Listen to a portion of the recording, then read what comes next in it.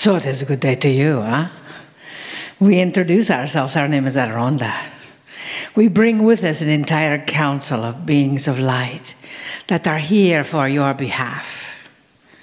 You know and understand, as our vessel Marilyn jokes about, but we are the light, as are you. You are indeed the next evolutionary step for humanity. You understand that responsibility. You volunteered for this time in existence. You volunteered to come here on this planet at this point in time with the catalyst of change as a leader. And the teachers of humanity coming round about to acknowledge you, your life, your energy. Because you see, you are the teachers of humanity. Take a deep breath.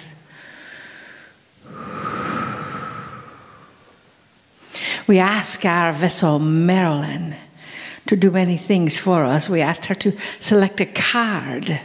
And she says to us, well, the card is in the suitcase in the car. I'm not going to run out and get it. And she says, there are other ways. You have a telephone app about mastery and of affirmations from our dear friend Kryon. So we pulled an affirmation, a new thought for yourself. And we want you to understand exactly what this new thought is, because it is not anything new. It is something that is quite old. But we believe that many of you might have forgotten it. And that thought is, take a deep breath, breathe it in. I am grateful for all the wonderful things in my life. The universe gives me countless blessings. Now we understand in that energy that as the universe gives us countless blessings, sometimes those blessings seem to be so infinite in their possibilities. And sometimes those blessings seem to be maybe not quite so much like a blessing. You know, when something really horrendous happens. And that does, yes? You know it does. How can, when something really bad appears in your life, or it appears to be bad, how can that be reality?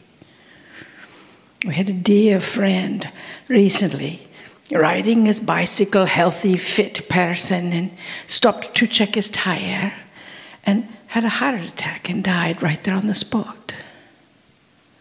How can that be a blessing? Take a deep breath.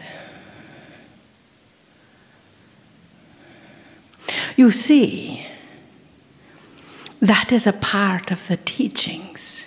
That is a part of the energy and the information. Because he volunteered for that mission, yes? He raised his hand and said, okay, I'll be riding on my bicycle at this point in time, and this is what is going to happen. Or maybe something else would happen. So he can indeed help from the other side. And how many of the people in his circle then went to the doctor to have their heart checked out, huh? That is how it works, you see. Someone volunteers and says, let me help teach you something. Let me help teach you something that will be important to you at some point in time. We know his wife did. We know his relatives did. We know his other friends and family immediately went to have their bodies checked out. So it may have prevented many things from dominoing. Do you understand what he volunteered for? You see, now, you do not have to take the same volunteering. You do not have the same, you understand that, right? That is negotiable, what you volunteer for. So you are those teachers, however. You are those beings of light that are the spotlight. You know, when we come into a group like this, we see one of those big spotlights that they have at grand openings that light up the sky. And that is what you are. You are that spotlight that lights up the sky. Did you know that people who see your energy, that is indeed what they see? Because you are their teacher. You are their experience of what is happening on this planet. So, dearest beings of light, we ask you, what are you teaching? Take a deep breath. What are you sharing? Are you sharing all the complaints about your blessings? Are you sharing all the pain and agony that you have maybe suffered in your life? Whatever. Stop telling that old story. Instead, it's time to create a new story. Understand, every single thing that happens in your world is significant. Trust that. And we will tell you more later. We love you very much. We see who you are. We see your love, your light, your pain, your joy. And we'll expand that joy as much as possible. We bid you namaste.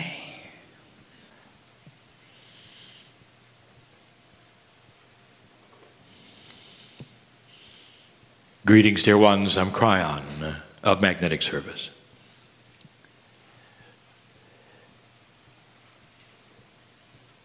So many times I have said this, and some of you understand it. I know your soul. I know your soul because it is allied with mine. And there would be those who would say, wait a minute, Kryon, do you have a soul? The answer is yes. You don't have to be a human to have a soul. The soul, as defined, would be the piece of divinity, of the source that you are as you walk here. If you know of the cycle that some of you have called reincarnation, it's actually misnamed. It's you returning, revitalized yet again from the source with the same soul. How many lifetimes have you lived? You had the same soul in all of them. Would it then make sense that this same soul would have a history that you might even be able to access, called the Akash? And in this room, there are old souls. And that means that you've been here a lot. The soul of Kryon simply says it is one of the pieces, like yours, of the divine source. You might even say that although I'm not apparently human, that I am a sister and I'm a brother to all of you, like you are to one another in the room. I want to impress you on that before I start the real message. When you start to look at what is happening on the planet, that which my partner would teach before, not necessarily today, it is filled with profundity, purpose, timing, appropriateness, and massive change. What happens when you have paradigms change? There's a number of things that you could point to. The first thing is this, that your future is often seen as a repeat of the past. But if you have a paradigm shift, none of the principles, the actions, the interfaces, or the expectations of what has happened in the past can be applied to the future. And since none of you have been there yet, or experienced it yet, It's change that you don't necessarily appreciate or like or understand. The profundity of this goes further than just a paradigm shift for you. If you really understand the elements of physics that talk about time, you'd know that time is in a circle.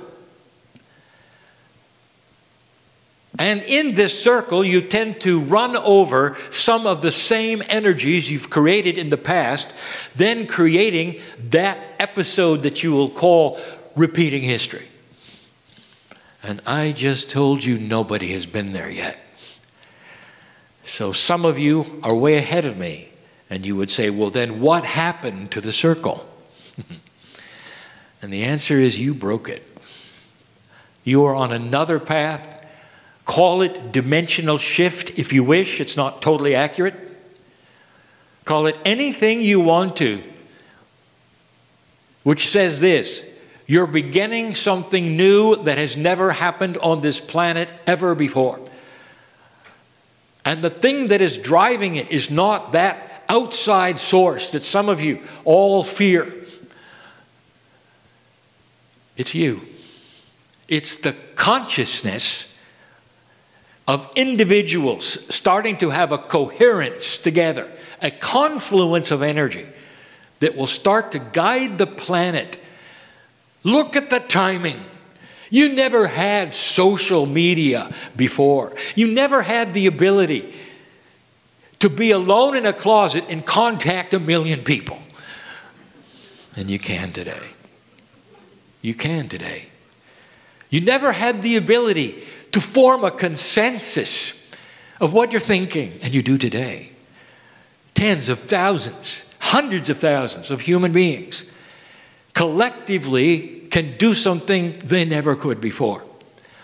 They can do things that would make politicians shake in their boots because they're in such control, and you don't know it yet. Oh, you will.